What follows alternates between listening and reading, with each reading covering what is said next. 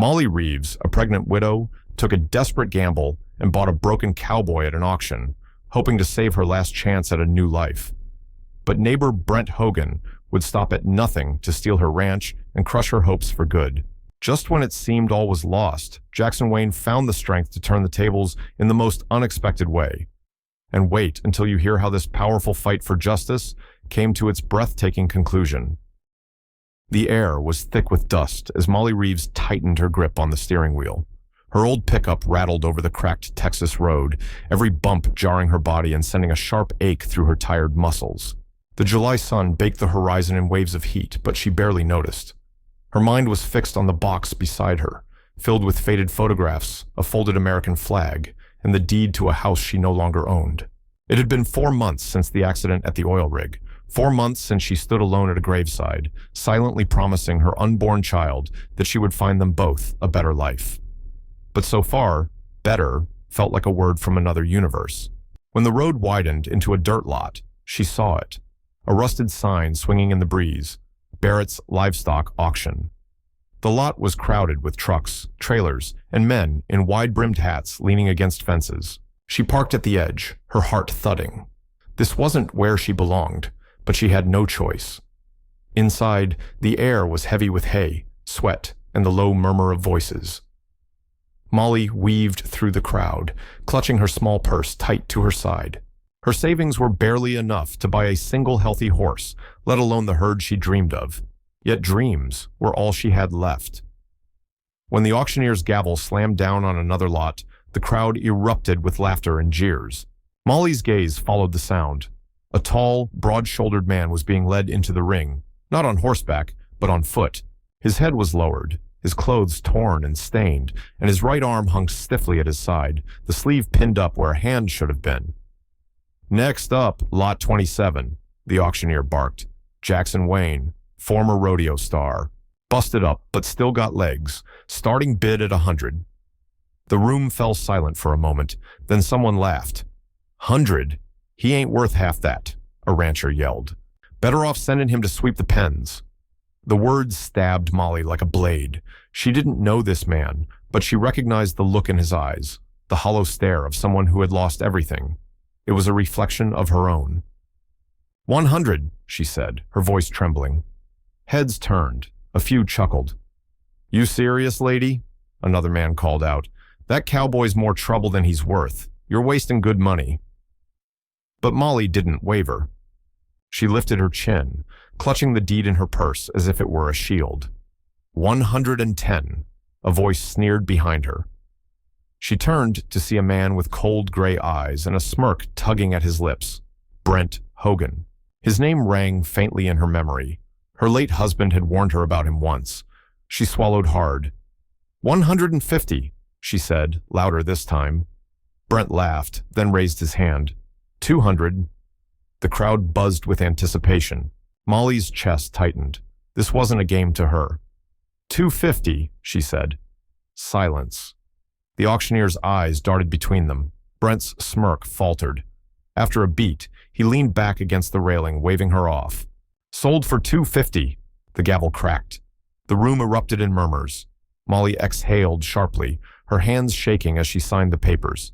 She had no idea what she had just done. She couldn't afford this. She couldn't even explain why she'd done it. But as she stepped closer to the man called Jackson Wayne, she saw a flicker in his eyes. Surprise, then a hint of defiance, like a dying ember catching wind. Guess you own me now, he muttered, his voice rough as gravel. She shook her head. Number, I don't own you, she said quietly. But I think we both need a place to start over. For a moment, neither of them spoke. Then he turned his gaze away, staring out at the horizon. Molly didn't know if she'd just made the biggest mistake of her life or the first real decision towards saving it. But deep down, something told her this broken cowboy was more than he seemed. Jackson Wayne sat on the edge of the creaking porch, staring at the dirt beneath his boots. The summer heat pressed down like a heavy blanket, but he didn't move. His one good hand gripped an old canteen, as though it were an anchor keeping him from drifting too far into thoughts he didn't want to face. Molly stood a few feet away, arms crossed, her shadow falling over him. She had spent the morning hauling feed bags into the barn, sweat soaking through her shirt, but he hadn't offered to help, not once. "You planning to just sit there all day?" she asked, her voice calm but edged with quiet determination. Jackson didn't answer right away. His eyes stayed fixed on the dust swirling in the breeze. "I don't see why you care," he said finally. "You bought a broken man. You think you can fix me, but you can't." Molly took a slow breath. She had expected resistance, maybe even hoped for it. "I didn't bring you here to fix you," she said. "This isn't about saving anyone, not you, not me. But if we're both stuck in this place, maybe we can at least make it livable." His laugh was bitter, dry, like the cracked earth beneath them. "Livable? Lady, I can barely stand being in my own skin. You think I'm going to swing a hammer and pretend to be useful?" "You don't have to pretend," she replied softly. "Just stand up. Start there." For a moment, silence stretched between them. Jackson felt the words like a challenge, simple but impossibly heavy. His pride bristled, the same pride that had once carried him to rodeo championships and now kept him chained to this porch. "Why'd you even bid on me?" he asked, his voice lower now. "Was it pity?" "No," Molly said, meeting his gaze. "I saw someone who wasn't ready to quit. You just don't know it yet." Jackson looked away, his jaw tight. He hated her for saying that. Hated that a small, dangerous part of him wanted to believe her. Inside the house, the sound of wind rattling the loose window panes reminded him how fragile this place was, just like him. Maybe she was right. Maybe the only way forward was to stand up. But he wasn't ready. Not yet. The summer air felt heavier that evening, as Molly carried a bucket of water across the yard. The sky burned orange, the sun sliding behind a line of low hills. Somewhere in the distance, a lone coyote called, its voice haunting and raw. She spotted Jackson by the corral, leaning against the weathered fence. For the first time in days, he wasn't sitting idly. He was watching one of the mares circle restlessly in the pen, his shoulders tense, jaw set. "You planning to train her, or just scare her with that stare?" Molly asked lightly, setting the bucket down. Jackson glanced at her but didn't smile. "She's skittish. You push too hard and she'll bolt, just like people." Molly studied him, noticing the faint tremor in his hand as he rested it on the rail. He looked stronger than when she first brought him here, but there was still a fragility in the way he carried himself, as if any wrong move could send him back into the shadows he'd crawled from. Before she could respond, the sound of an approaching truck broke the quiet. The rumble grew louder until a black pickup pulled into the yard, its headlights cutting through the dusk. Molly's stomach tightened. She recognized the truck even before the driver stepped out. Brent Hogan. He wore his usual smirk, the kind that didn't quite reach his cold gray eyes. His boots crunched on the gravel as he sauntered closer. "Evenin', Molly," he drawled. "Heard you bought yourself a Cowboy. Thought I'd come by and see how that's working out for you." Jackson straightened slightly, his expression hardening. Molly felt the air shift, heavy with unspoken history. "What do you want, Brent?" she asked, keeping her tone steady. "Just being neighborly," Brent said, but his gaze lingered on Jackson. "Though I have to admit, I'm surprised. Thought you'd have more sense than to waste good money on a man who's lost his edge." Jackson's hands curled into fists at his sides, but he didn't speak. Molly stepped forward, placing herself between the two men. "You should go," she said. "We're busy." Brent's smirk widened. "Busy?" "Sure, but you might want to think about selling this place before you sink too deep. It's hard work running a ranch, and from what I hear, you've got enough on your plate."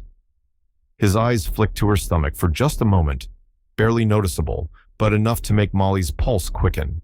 Jackson took a step forward, but Molly reached out subtly, stopping him with a touch to his arm. Brent chuckled. "Well, I'll leave you lovebirds to it. But remember, there's always a standing offer if you want out." He tipped his hat and walked back to his truck, the engine roaring to life before the taillights disappeared into the night. The silence that followed felt thick, almost suffocating.